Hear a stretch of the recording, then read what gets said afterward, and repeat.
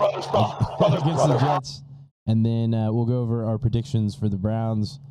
But I guess starting off with Eric, any initial thoughts about the Jets? All right.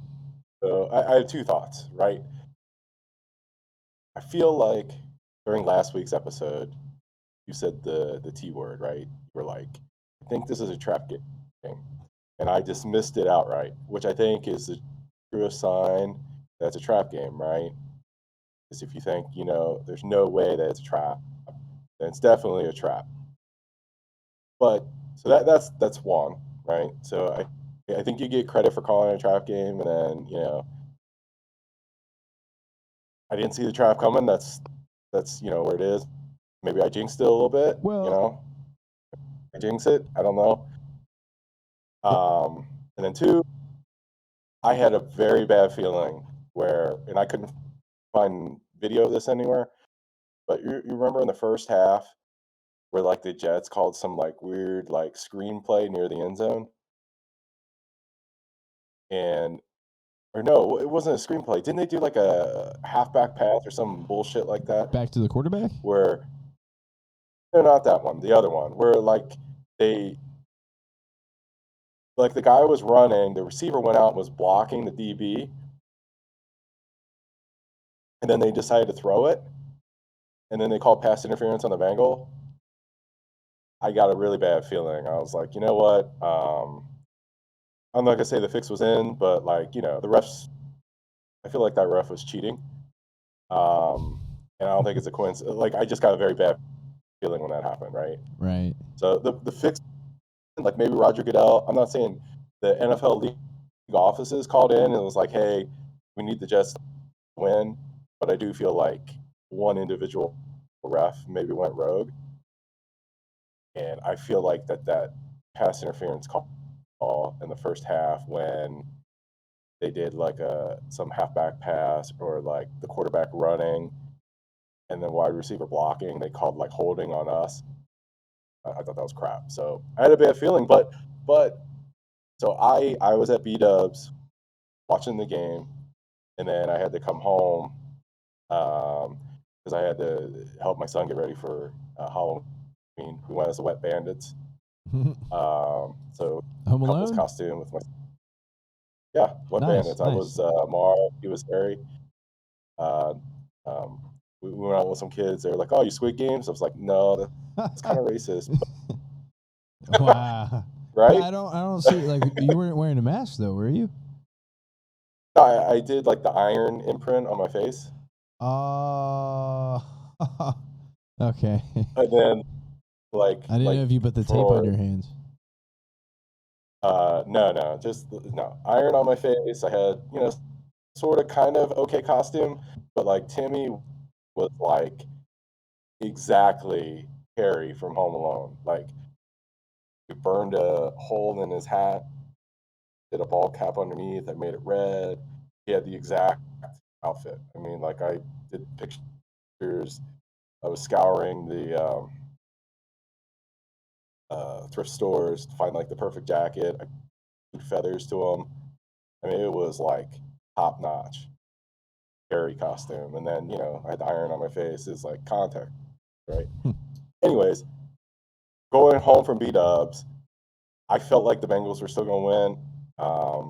But with all that said, credit to the Jets. I mean, they were moving the ball with ease, with like screen passes.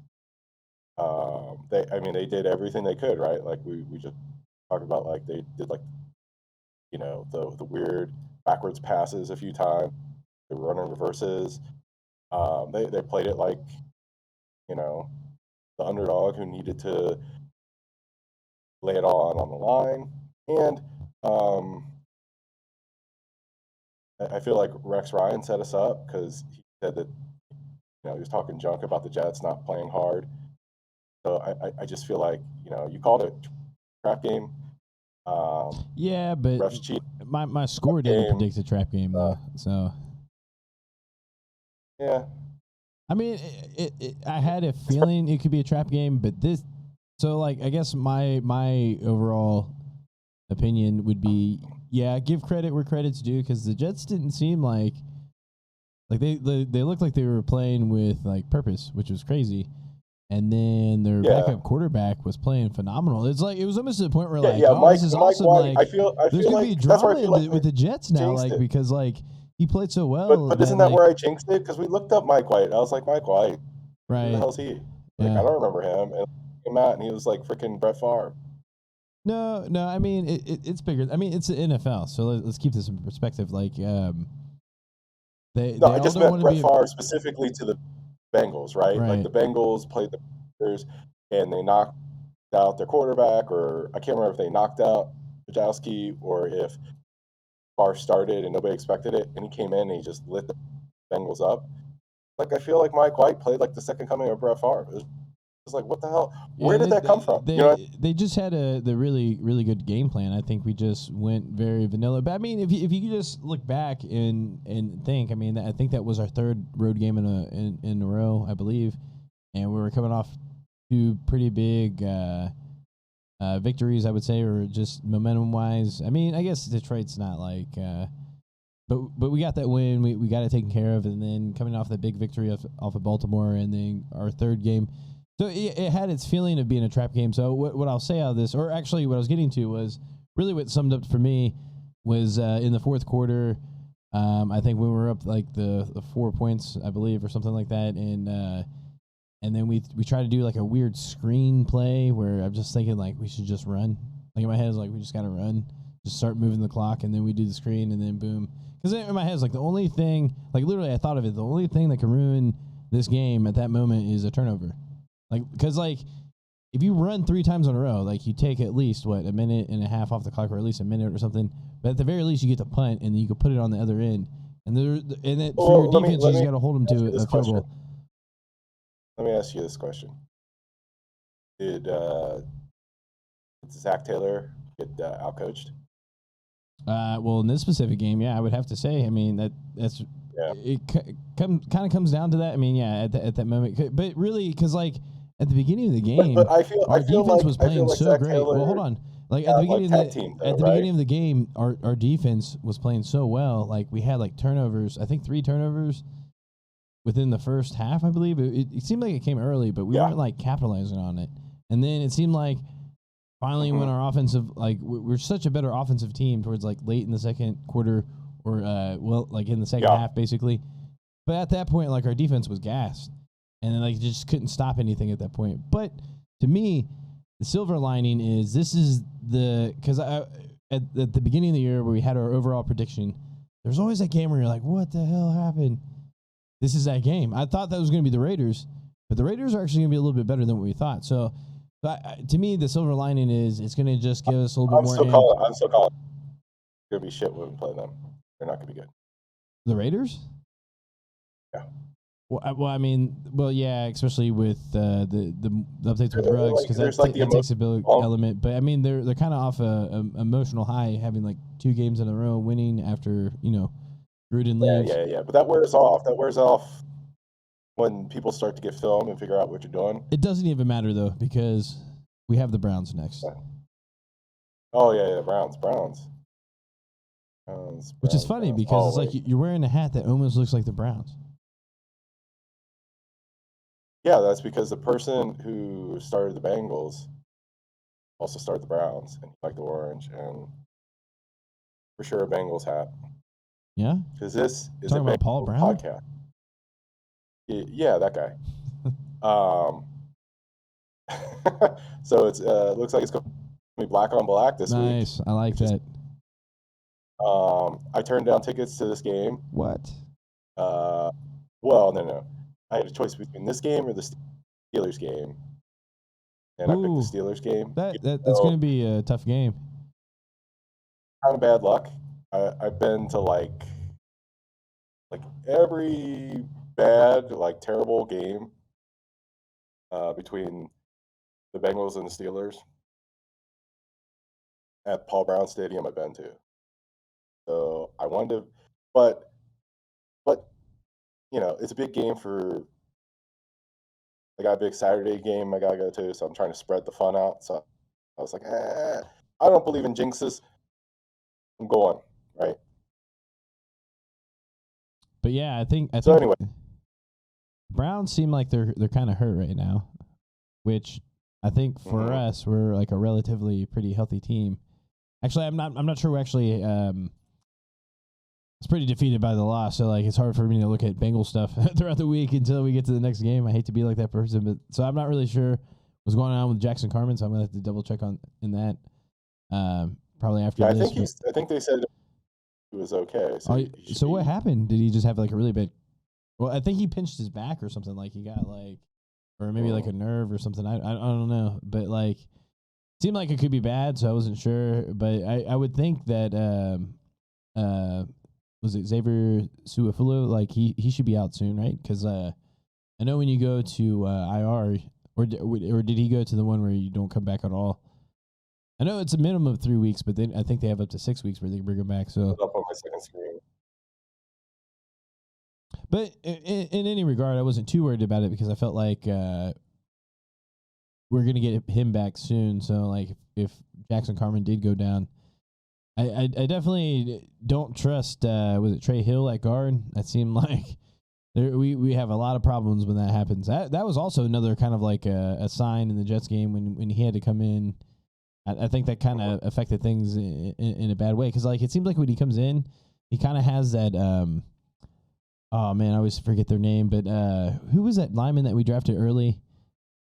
That never really played, was hurt pretty much the first couple of years. Abuehi. Yeah. It seemed like anytime he got a chance to play, he would always have a penalty, right? What's that? Seemed like anytime he had a chance to play, or like he would always have a penalty. Like that's kind of like Trey Hill when he plays guard. It seems like he's gonna have a penalty guaranteed. But anyways, hopefully he can fix that. But yeah, I feel like specifically against the Browns, I think for us we should match up well, but it's the Browns, so I do expect an ugly game. Like if we felt like last week was an ugly game, I feel like this is going to be even more ugly because it's the Browns. Like it's just you never know what to expect against the Browns. It's like never been so true when it's Bengals versus Browns. Like it's literally just. But for me, the only thing I can expect is probably somewhat of a shootout because of the ugliness, but. But I'm sorry, what were you saying? I just said I have no feel for this game. I mean, all I can think about with the Browns is just hope Myles Garrett doesn't kill Joe Burrow, you know? Yeah, I mean, I think we're definitely going to keep everything away from his side, or if we do decide to pass to a certain extent, it's going to be quick, especially early. It seems like that's probably why I feel like we're so slow at the beginning because it's like we're really good at filling out the other team to the point where like we're definitely a second half team where it seems like we do well with adjustments. I always feel way more confident in the second half. It's just a matter of like I think against the Jets it just shows that like hey, you know, even against a team like the Jets, if you don't like play complementary football and like capitalize on those turnovers like we should have, like all three of them. Like if we would have went up early, like 21 to like 3 or 4 or whatever it was, there would have been not much of a fight throughout the second half. That was a game we could have closed out, but there was no moment where we put things out. But I think we're going to learn a lot from that. I feel like Zach Taylor is still just. I feel like he's in the mode where he tries to outsmart, like constantly trying to prove how smart he is compared to the other coach. And I think sometimes you just need to do the simple things, sustain drives, you know. Well, the one thing I'll give Zach Taylor is that I feel like he is growing, though. I mean, like the way they called the Baltimore game was so beautiful, but then you have a game like kind of against the Jets where it feels like we had chances to kind of like put it away. But then you get into situations where you outsmart yourself, right? Like it's not even like exactly. It's like you're outsmarting yourself. Everything has to be like I said in my head, it was like at the moment where we're up by like 4, I think, or whatever, where they basically, if we did have to punt it out, they would have to score a touchdown, right? It's not a field goal situation. So like to me, it's like an obvious situation where you just got to run. You got to run it out. That's like it's going to lessen your chance of any. And then they try to safe play. You would think a safe play, right? When you do like a kind of like a quick screen, because it's like the defense is gonna be aggressive. So like if they catch that pass, you rip off like 25 yards, then for sure the game is over with, right?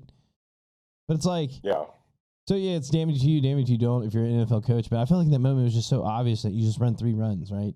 Like I said, the worst case scenario, they bring out their timeouts, you still take a minute off the clock, and you could still turn the field over, and they have to score a touchdown with 4 minutes left or whatever it was, or 3 minutes.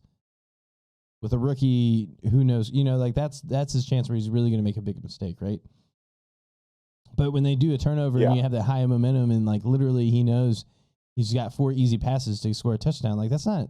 I mean, to convert, that is pressure, and credit to him, and they did do it. But it's like when you, like I said, that turnover just gives them a lot of confidence. That's momentum. It's just you outplay yourself. But then, like I said, you give him credit. Like he has moments against these other teams, especially against Baltimore. I feel like we are like a much better like second half team. And then I feel like if we could just play like every game or every series is like the last 2 minutes of every half, we would be fine. I just don't understand why we don't do that. Except on defense. We don't want to play like the last 2 minutes and a half on defense. No. I'm just saying, like offensively, like like I said, like the common theme for me this year is it just seems like it takes us too long to get started. Like I just want to see, like I think we had one game or maybe a few games where it seemed like we scored early, but. We go through long dry spells where like nothing happened. Yeah, that's what happened with the Jets. It's like we kept on getting these turnovers because like if you remember at halftime, it was like I think somehow we were up, but at the same time they had way more yards. But it was because we had like 3 turnovers, but it was like there were some times where we just didn't capitalize it on. And really good teams, when they get that turnover, they find a way to score, whether it's like a field goal at least. But it's like we didn't even do that, and it's just like. And then once our offense finally woke up, then it was like our defense was gassed. You could just tell, like it's just. But that's the problem where your head coach is an offensive guy. I don't think they understand. Like I feel like a defense, every given game they have a set number of plays, and then for a season they have a set number of plays, and you can't waste your defense, right? And like these offensive guys just don't seem to understand that. They're like so focused on like doing like the cool thing or the smart thing. But sometimes, honestly, I think the silver lining though is at least it was against the Jets. I know it kind of sucks because it's the Jets, but the games that we really don't want to lose are the ones that are in the division. I mean, losing conference games kind of suck, but I mean, it's probably not going to happen going undefeated. But I mean, the easiest way to get in the playoffs is winning your division. The easiest way to win your division is literally going undefeated in your division. So at the very least, we're in a position where we're kind of like we got slapped in the face basically, right? That was our wake up call. That was definitely a trap game, right? All right, I hope at least I'm hoping it's a trap game. I mean, it depends on how we play throughout the rest of the year. Maybe we're not as good as what we think we are, right? We don't know. It's still kind of early. Like the NFL season is extremely long. So like, and this is not what we thought the Bengals were going to be. Right. Actually, it's exactly. We just. I feel like we were even though I picked the Bengals beating the Ravens. I think when we did our projection for the season, we thought, you know what, they probably lose on the road to the Ravens and then beat the Jets. So that just flipped. But overall record, that's about what we were thinking. Yeah, but like I said, I feel like this was a good wake up call. But it's going to be an ugly game. I know it is. It's going to be one of those games where I feel like we should be up by a lot. But again, it's going to kind of feel like the Jets. But I do feel like we're going to win. I know. I feel like we're just going to win ugly. And it's definitely going to be one of those situations. Whoever's got the ball last wins. But I feel like, I'm not sure if you're ready to do predictions or not, but like. Let's do predictions. Do it. What do you got? I feel like 31-29 Bengals. I feel like it's going to be that type of game.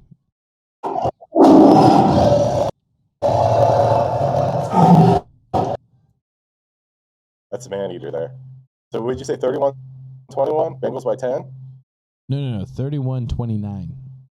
By 2 points. 29? Yeah. Okay. How do you score 29 points? I don't know.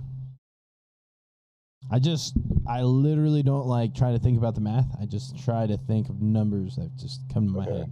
And I'd be like, all right. Yeah, not one origami. I mean, sure, it's not that difficult. I mean, you could do 39? you do 2 touchdowns. Wait. No, it would technically have to be 3 touchdowns. 31. No. 2 touchdowns. And losing team score 29. Okay, that's happened. Okay. Sure, like a safety would have to be involved, but that's what makes the NFL so great and so frustrating and so unpredictable that like it's just better to go off random numbers that come to your head that feel right. Okay, so I'm gonna do this scientifically. All right. So point spread. So according to DraftKings, point total is 46, and the Bengals are -3. So that means that they have us winning, huh? So it would be like 25 to 22 ish. So they have the Bengals winning by 3.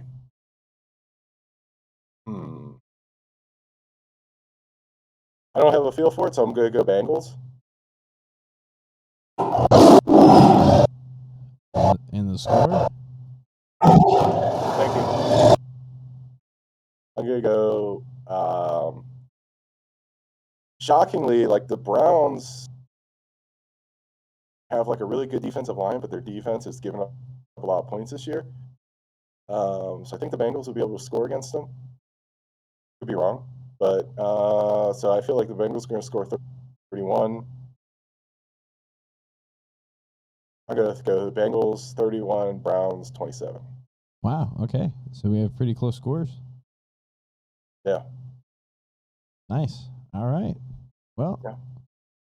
I don't really have much more to add to the Browns other than, like I said, it's just going to be ugly. Expect the worst and hope for the best. It's going to be ugly. So keep that in mind. Ugliness. What's not ugly is subscribing to the podcast. Still trying to build subscribers. So please comment, like, subscribe, and whatnot. And until next time, hope you catch us later. Peace.